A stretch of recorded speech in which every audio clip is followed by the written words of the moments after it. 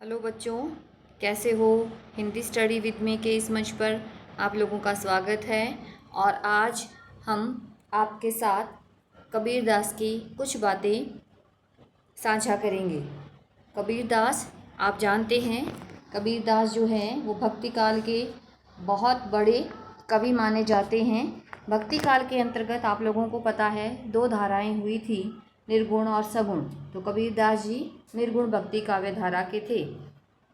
महात्मा कबीर दास 15वीं शताब्दी के सबसे शक्तिशाली, प्रभावशाली और मौलिक व्यक्तित्व वाले संत कवि थे। उनके जीवन से जुड़े प्रमुख तथ्य निम्नलिखित हैं। ये जो कबीर दास है, first grade, second grade, college lecturer और बीए के स्टूडेंट्स सभी के लिए बहुत बहुत इम्पोर्टेंट है। इनका जन्म और पारिवारिक पृष्ठभूमि। कबीर दास जी का जो जन्म है वो 1398 ईस्वी में हुआ। कब हुआ? 1398 ईस्वी में। और इनका जन्म स्थान था लहरतारा मोहल्ला, काशी। इनका पालन पोषण नीरू और नीमा नामक जुलाहा दंपति ने किया। कबीर दास पेशे से जुलाही थे और हजारी प्रसाद द्विवेदी ने इनका संबंध जुग्गी जाति से बताया है। पेशा इनका था जुलाहा और जुग्गी जाति से इनका संबंध था। और यह संबंध किसने बताया है? हजारी प्रसाद द्विवेदी ने। परिवार में इनकी पत्नी का नाम लोई, इनके पुत्र का नाम कमाल और पुत्री का नाम कमाली था। एक बार फिर से दोहराएंगे। इनका जन्म 1398 ईस्वी, इनका जन्म स्थान लहरतारा मोहल्ला, काशी। पालन पोषण नीरू और नीमा नामक जुलाहा दंपति ने किया। कबीर पेशे से जुलाहे थे और हजारी प्रसाद द्विवेदी ने इनका संबंध जुग्गी जाति से बताया है। इनकी पत्नी का नाम लोई और इनके पुत्र का नाम कमाल और पुत्री का नाम कमाली था। आगे देखते हैं इनका आध्यात्मिक जीवन कैसा रहा। देखिए, इनके दीक्षा गुरु स्वामी रामानंद थे। इनकी कोई औपचारिक शिक्षा नहीं हुई थी। इनका एक दोहा भी है, मसीह कागज छुयो नहीं, कलम गही नहीं हाथ। तो इन्होंने मसीह और कागज को हाथ नहीं लगाया था। मसीह अर्थात शाही और कलम इन्होंने अपने हाथ में कभी नहीं पकड़ी। तो इनकी औपचारिक शिक्षा नहीं हुई थी। इन्हें संत मत का प्रवर्तक माना जाता है और मूलतः एक अनन्य भक्त थे। कबीर दिल्ली के सुल्तान सिकंदर लोदी के समकालीन थे। किसके समकालीन थे? दिल्ली सुल्तान सिकंदर लोदी के। इनका आरंभिक जीवन काशी में बीता, परंतु जीवन के कुछ क्षण या फिर कहे अंतिम क्षण इन्होंने मगहर में व्यतीत किए। फिर से देखिए, इनके दीक्षा गुरु का नाम स्वामी रामानंद। इनकी औपचारिक शिक्षा नहीं हुई थी। यह संत मत के प्रवर्तक थे, सिकंदर लोदी के समकालीन थे। इनका प्रारंभिक जीवन काशी में बीता, लेकिन अंतिम क्षण इनके मगहर में व्यतीत हुए। अब कबीर के बारे में विभिन्न विद्वानों ने अपने अलग अलग मत दिए हैं। तो सबसे पहले हजारी प्रसाद द्विवेदी, और यह प्रश्न बहुत बार पेपरों में आया है, चाहे वह कंपटीशन एग्ज़ाम हो, चाहे हमारे कॉलेज के एग्ज़ाम हो, कि कबीर दास को वाणी का डिक्टेटर किसने कहा है। डिक्टेटर का मतलब होता है तानाशाह। तो वाणी का डिक्टेटर कबीर दास जी को हजारी प्रसाद द्विवेदी ने कहा है। और हजारी प्रसाद द्विवेदी ही इन्हें नरसिंह का अवतार भी मानते थे। अवतार की प्रतिमूर्ति, नरसिंह अवतार की प्रतिमूर्ति थे कबीर, ऐसा किसने कहा? हजारी प्रसाद द्विवेदी ने।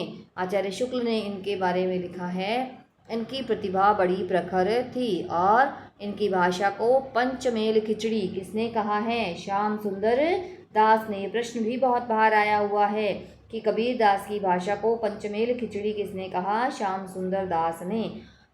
और श्याम सुंदर दास ही इन्हें पहला रहस्यवादी कवि भी मानते हैं। पहला रहस्यवादी कवि कबीर दास को किसने माना है? श्याम सुंदर दास ने।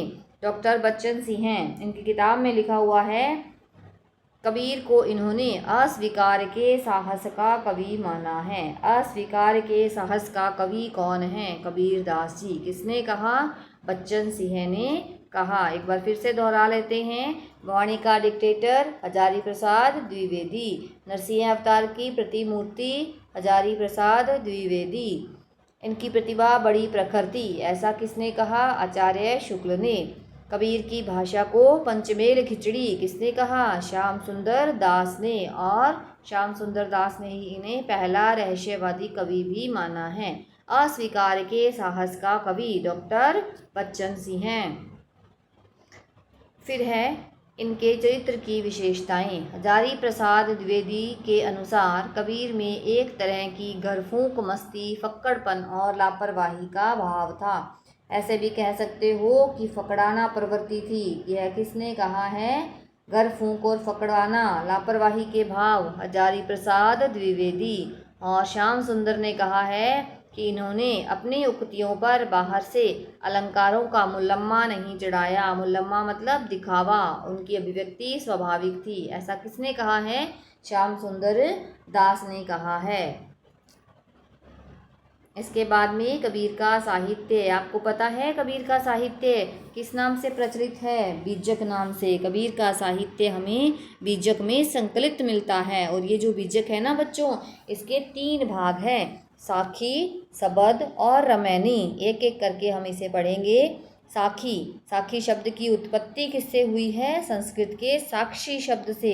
अर्थात साखी शब्द संस्कृत के साक्षी शब्द का तद्भव रूप है। साखियों में मुख्य रूप से दोहा छंद का प्रयोग हुआ है। इनकी भाषा सदुकड़ी है। सदुकड़ी है ना? कबीर की भाषा कैसी है? सदुकड़ी। कबीर के साखियों की भाषा कैसी है? सदुकड़ी। सदुकड़ी मतलब जिसमें राजस्थानी, पंजाबी और खड़ी बोली का मिश्रण है। इसमें कबीर के आध्यात्मिक सिद्धांत, उपदेश और उनका सामाजिक बोध स्पष्ट रूप से दिखाई देता है। किसमें? कबीर की साखियों में क्या मिलता है? साखियों में आध्यात्मिक सिद्धांत, उपदेश और सामाजिक बोध हमें मिलता है। फिर है दूसरा सबद। सबद ये क्या है? गेय पद। और गेय पद का मतलब होता है गाने योग्य पद। इनकी रचना मुख्यतः ब्रजभाषा में हुई है। तो सबद की रचना किसमें हुई है? ब्रजभाषा में। इसका विषय क्या है?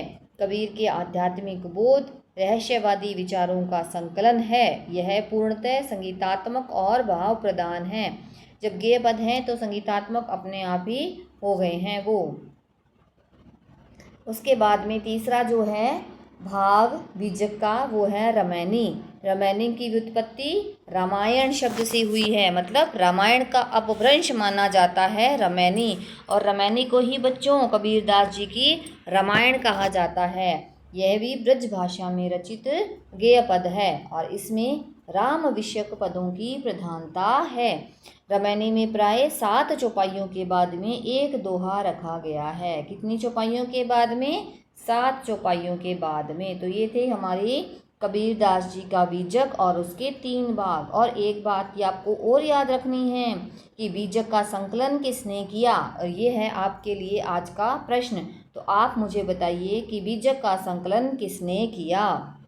मिलते हैं अपनी एक अगली छोटी सी क्लास में।